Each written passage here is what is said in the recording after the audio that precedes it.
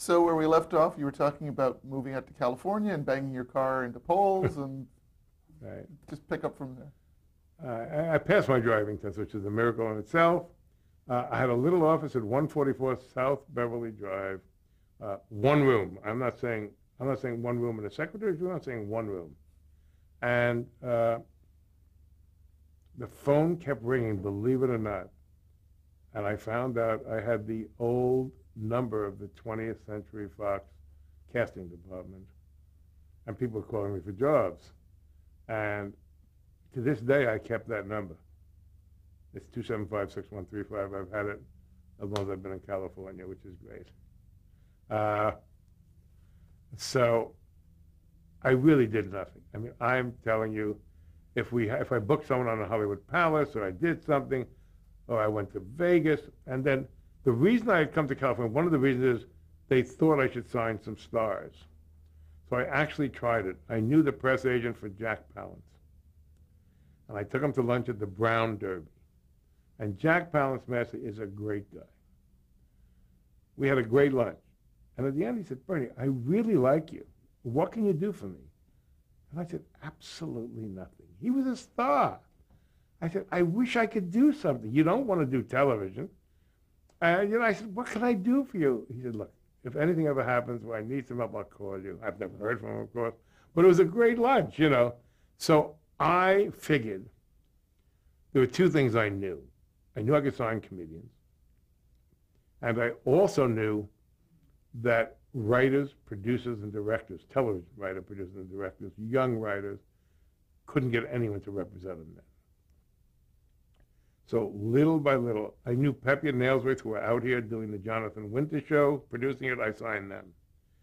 That led to Gene McAvoy, a scenic designer, Jack Elliott, a musical director who just passed away, unfortunately, who was great, Buzz Cohan. Was it unusual for these kinds of guys to have They management? didn't have management. No one had ever asked them. And some of them didn't have agents at the time. I know that's heresy, but they couldn't get an agent. And they do it themselves because it's a very simple business then. And so I'm building up this. I signed Frankie Lane because he brought in a lot of cash. He brought in about $60,000 a year to me. And to speed it ahead a little bit, it was a great time for me. I was signing all the Burns and Schreiber were hot. The Doodletown Pipers were in Vegas. Norm Crosby was doing well. He was on the Dean Martin show. Everything was I was making a nice living. It was really nice. Still only getting $33,000. You're sending all the money back east. So something happened. Jerry and Marty said I should sign more stars. And I was a one-man office with a secretary who sat in the same room. And I think Jane Morgan I got her on the Hollywood Palace as a favor to me, because Jerry's wife, and I love Jane, I love Jerry. And I couldn't leave the office to service her. I just couldn't do it. There was too much doing. And Jerry threw a fit, which he would sometimes do. And I said, okay, that's enough for me. And it was so radical for me to do that. And I just knew I was headed someplace else. I knew I was sending a lot of money back east. And I knew, and I had a wife at the time who was basically telling me to do this also, pushing and shoving. You know the old joke, pushing and shoving? Right behind me saying, stupid, go ahead. And that's what I was doing. So I quit on a Sunday. I just couldn't have it anymore. And I honestly didn't know if one act would stay with me. By Tuesday, 18 had stayed with me. And that's sort of the best day of my life, when 18 of the 30 people stayed with me. Now, Marty Cumber went on to do great things. Jerry, next week, signed John Denver. So, and I sold Hee-Haw. It was really strange, because I couldn't sell the Muppets, who have now done Sesame Street, and were a huge hit. They were on the cover of Life, and Jim Henson didn't want to be known as a kid act. So we put together this presentation, Jim and I, of really what the Muppet Show turned out to be. and I couldn't sell it. And it really frustrated me. And I woke up at 3 o'clock that morning at home, and I said, okay, I'm going to give the networks what they deserve. And I broke down the top 10. In the top 10 was Laugh-In, Green Acres, Beverly Hillbillies. I said, aha, I will do a country Laugh-In. Genius, right? I woke one of my ex-wives up and said, what sound does a donkey make? And she said, hee-haw. I said, that's it. I swear, that's how it happened. I met Pepe and Nailsworth the next morning. They wrote up a page. We met with CBS the next day. Mind you, I couldn't have sold it alone. I was a dumb manager. But Perry Lafferty of CBS loved Pepe and Nailsworth. And they bought the show for a summer replacement. Now, talk about selling Hee Haw. How did that come about? You've never done anything like this before. we sold it. It wasn't hard then. I mean, Perry Lafferty, there was no big production then. These guys, there weren't departments of 100 people. I mean, Perry Lafferty would call Jim Aubrey, who was ever there at the time. I think it was Jim Aubrey, or maybe Bob Wood. Was it Mike? I think Mike Dan, correct. Yeah. And it was no big decision. It was cheap. We could do it for the budget. I don't think anyone thought it could work, but it was a summer replacement. So we made a deal simply. Someone taught me what above the line was and below the line was. I never knew before that day. The guy who was head of business affairs of CBS, Jerry Rubin, was my associate from William Morris.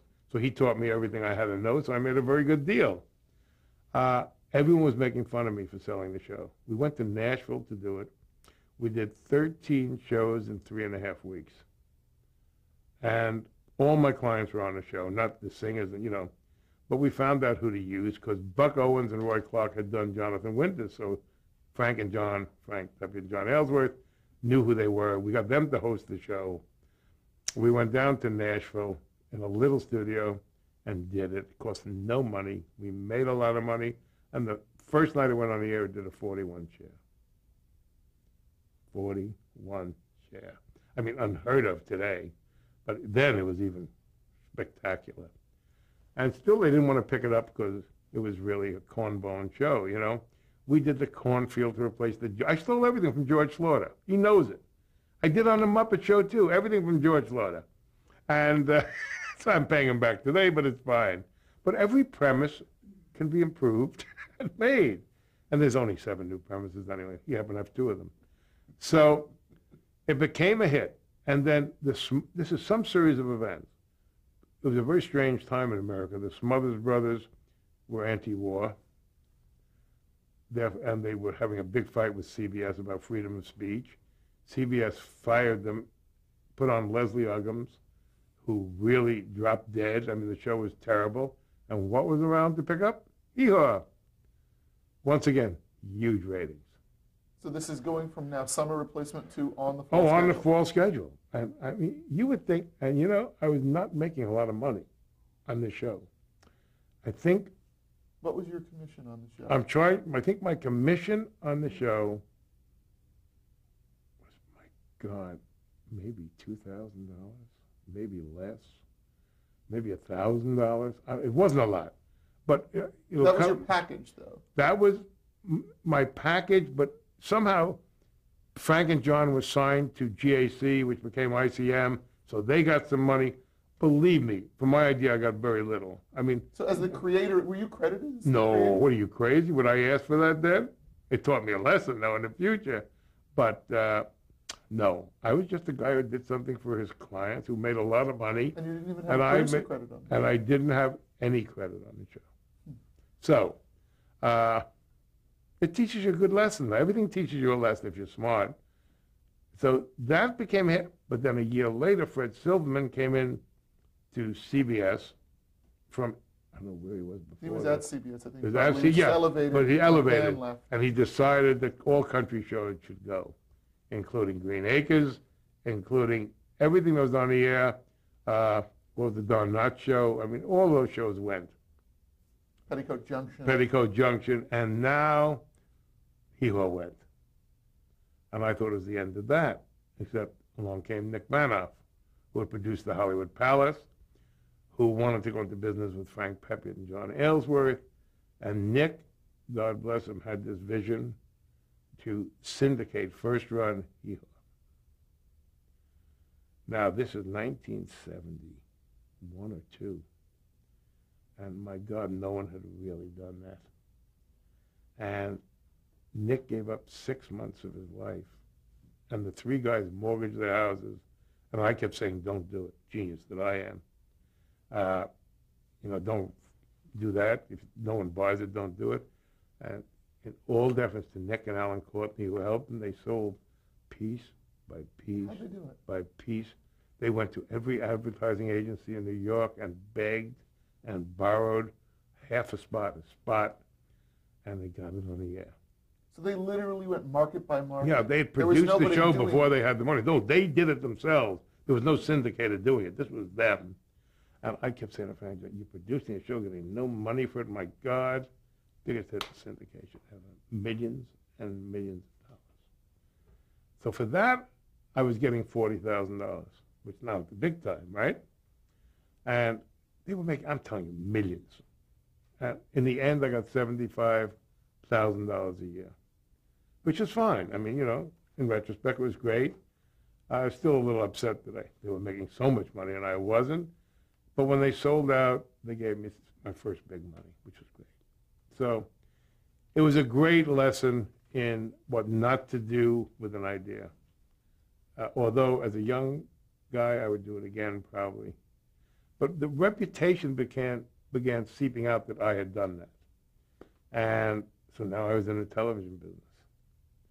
And then along came the Burns and Schreiber show. And that's the first show I put up my own money for. Talk about the Burns and Schreiber show. ABC bought it because they were pretty hot. And we actually did the first Saturday Night Live on the pilot, pilot special. And it was Valerie Harper, Jack Klugman, Ike and Tina Turner. Oh my God, it was a great show, if I must say so. It was the first. John Moffat directed it. Bob Ellison and Jack and I produced it. And it was really a good show. And they said, we'll give you a 10-show summer order if you change the show. Because it was too hip for ABC. I mean, it was really good humor, hard humor, and it was great. And we, being what we are, we said yes. But we wanted to be on the air then. It wasn't like you say no to an order, like we were that hot and people were running after us. So we did a summer show. But what I learned out of that is I could produce for the money. But I had a very good slant on it. I would make my stars partners with me. It would be a third, a third, a third. If they didn't get their money, I would give up my money. But the minute you say to a star, you're not getting paid unless you work quickly and do it well, it's amazing how it comes in on budget. So that started me in packaging. And it was great. It was actually great fun to be in control and to say yes or no. I know there's a great story in here, and forgive me for soliciting gems that I know you have, but the experience working with Ike and Tina Turner. Oh, well, that wasn't an great experience. I mean, in looking back, it was a great experience, but here I was, the guy who's putting up the money, okay? And I loved Ike and Tina Turner. I loved their music. No one knew that I carried weapons at the time and was sort of beating Tina up all the time. This was all afterwards. So they come into the studio at night, and all we're doing is Ike and Tina Turner. They're supposed to do 2 numbers, Rolling Down the River and something else. They finished the first number, good night, and we were at the old Hollywood Palace Theater on Vine, up there, and I remember all the producers who I had hired were sitting there just staring. And there was my $7,500, which I was paying them, leaving in a limousine, and I only had 2 minutes when I needed 5. And God knows what I did. I reached in the car, and I grabbed Ike, and I said, look, I love you guys. It's the first show I produced. You can't do this to me. You have to come back and do the next number. And God knows whether he was thinking to shoot me or thought I was crazy. He said, everyone out of the car, 1 take. Came back, the Ikettes, Tina, Ike, and John Moffat with a handheld camera shot the number, one take, and if you look at it today, it's as good as it could be. So it's amazing what you can do when you have to do it. But later on, I learned about Ike. I mean, I swear to God, I wouldn't have done it if I knew. I would have stretched something else. Well, in retrospect, that's In retrospect, it's a great story. That's what it is. So, and the Burns and Shriver show was pretty good, and they never picked it up, but they should have because it was pretty good. And now it's 1974. Well, listen, before we move forward, I do want to backtrack and cover some stuff that Whatever you want to do. on with Jim Henson. Sure. Let's talk a bit about how Sesame Street came about. That was mostly Jim. You see, I was in California. I know the story, but I really wasn't part of it. I mean, you know, it's not my genius that did that. It was Jim's genius. And really Jones Gancuni's genius. She had sold this show. She had this concept to do a children's show. Because of probably all the work Jim and I had done before, the only one who was nearby who could do this was Jim. And she came to him with the concept. Jim created, made, did, performed all the characters. I mean, the Henson Workshop and Jim devised them all. And the deal was there was no money. It was public television. I think Jim got $8,000 for everyone. I mean, that was it. And the deal was 50-50 split. What? Nothing, but 50-50. They both had kill rights if someone wanted to do it elsewhere. So it's now 1972. Hot summer day, and I'm saying Jim has to merchandise these characters. And Jim Henson is the least crass of any artist I've ever known. I mean, he wouldn't take money for anything. I mean, he's really strange. He thought there's something wrong with money till later. I mean, he actually used it for a lot of fun, but that time is pure arts and crafts, pure straight down the line. And it was in my kitchen, it was about 102 degrees, and I'm telling Jim and his wife that they have to merchandise this. And he said, why? I have to make up why, besides I'm going to make a lot of money. Number one, I said, the fans of the show deserve to be able to buy this for their children. You don't want to see fakes out there. Number two, you will have quality control because you won't do it unless you have complete control of what's out there. In other words, they wouldn't sell underwear, although I think they eventually did. And number three, you will make more money, and therefore, for the rest of your life, you will have artistic control of everything you do. That's what sold him. And with that, he said, okay.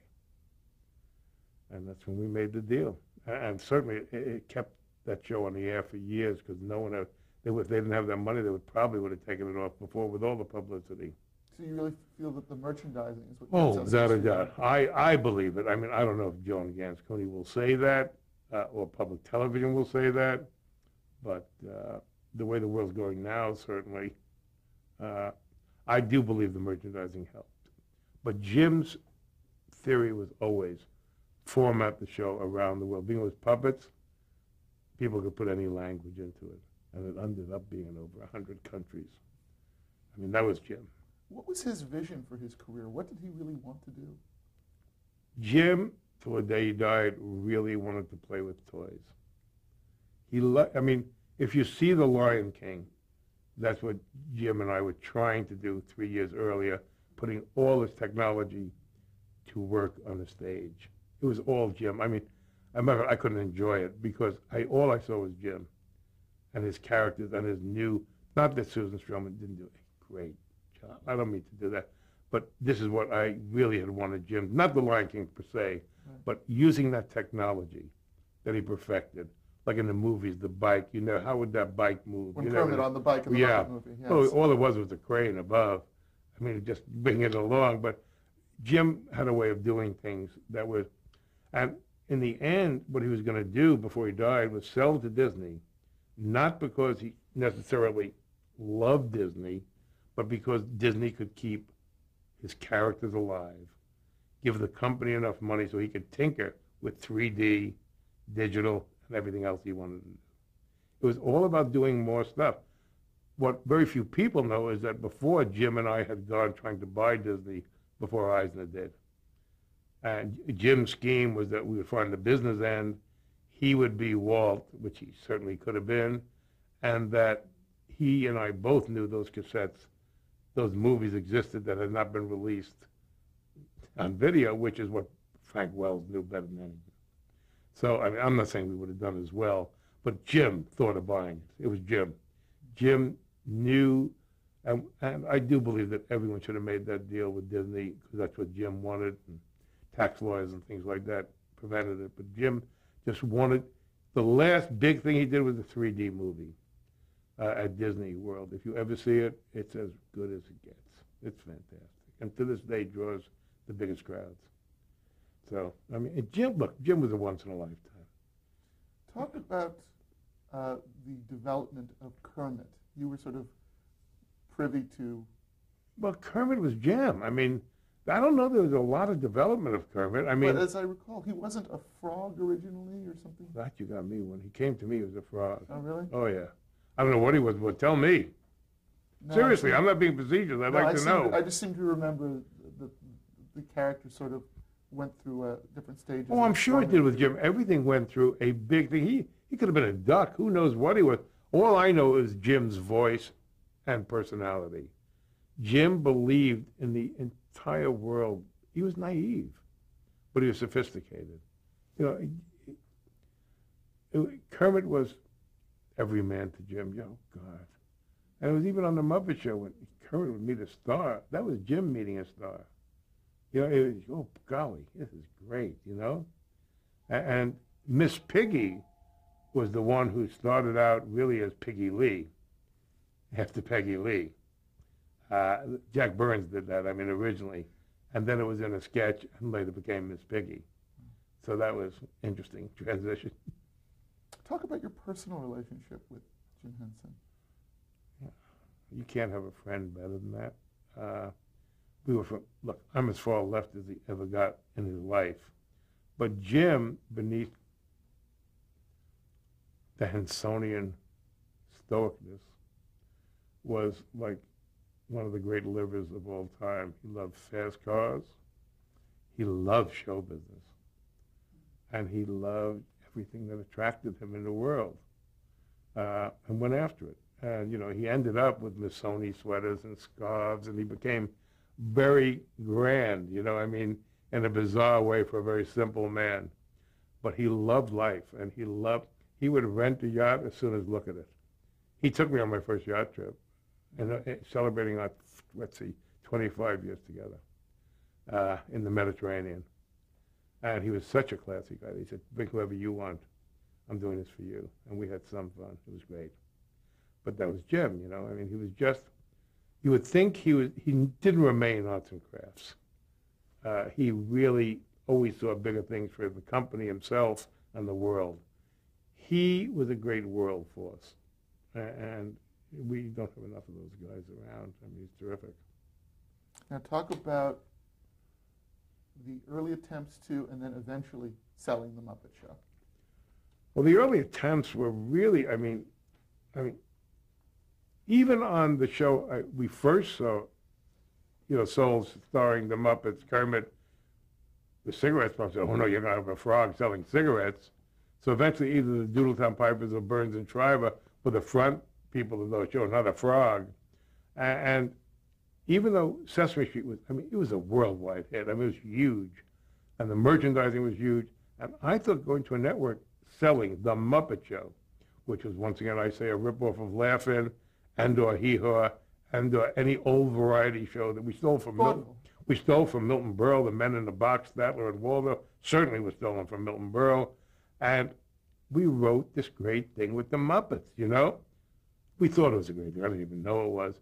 And every network said, puppets don't work at night, puppets don't work at night, puppets don't work at night. And puppets did work at night, but it took me going to England. Well, first we went to Saturday Night Live. And because Jim, once again, didn't want to be known as a children's act. So Lorne, in the first contract for Saturday Night Live, there were three essential factors: Lorne Michaels, Jim Henson and the Muppets, and Albert Brooks Films. No one knows that. I mean, it's really interesting. And the writers really didn't want to write, as they said, for Felt, especially Michael O'Donoghue. I mean, they hated that the Muppets were there. And the great Favog and the stuff Jim did, that was not a great thing. And Lorne, being Lorne, didn't want to fire him. You know, he was a gentleman about it. So I doubled and tripled my efforts to get something else. And once again, good luck steps into the picture. A guy by the name of Abe Mandel was chasing me down over the country for Lou Grade, who wanted to do they knew them from the Julie Andrews shows, which Lou Grade produced. And they said, we have first run syndication, we're in it big, and we want to do 26 shows. Okay. I made it as difficult as I could for them. But we also had a sample reel, which I showed them, which saved them a few $100s for a pilot. We showed it to the CBS O&Os, and off we went to England. So it was England who really bought the Muppet Show, and it was on the CBS O&Os here. Where was it broadcast in England? In England on ITC, which was Lou's network. He owned the network. And we had everyone. The first three guests were three friends of mine who did favors. It's really interesting. Ruth Buzzy, Connie Stevens, and Juliette Prowse. We couldn't get anyone else. I mean, but they were semi-stars, semi-big names, and they did the show for me, and they were terrific. And as the show kept gaining in popularity, we had a waiting list of everyone from Nureyev to Bob Hope, and it ended up with the biggest stars in the world. Everybody did that. And in 120 shows, we never repeated a guest. Really? Yeah, that's myself and Sandy Wernick in the office. That's a pretty good job. But Jim was the king of London. I mean, it was a great time. And the show was a hit. And Jim then wanted to do the Muppet movie. Lou Grade was the only one who understood till he heard the budget, which was $9 million. And the most paid for a Disney movie at that time was $1.5 million. But Lou Grade, being a true gentleman, went ahead with it, and it made a fortune. So this is the Jim Henson genius period, you know, which was a lot of fun also.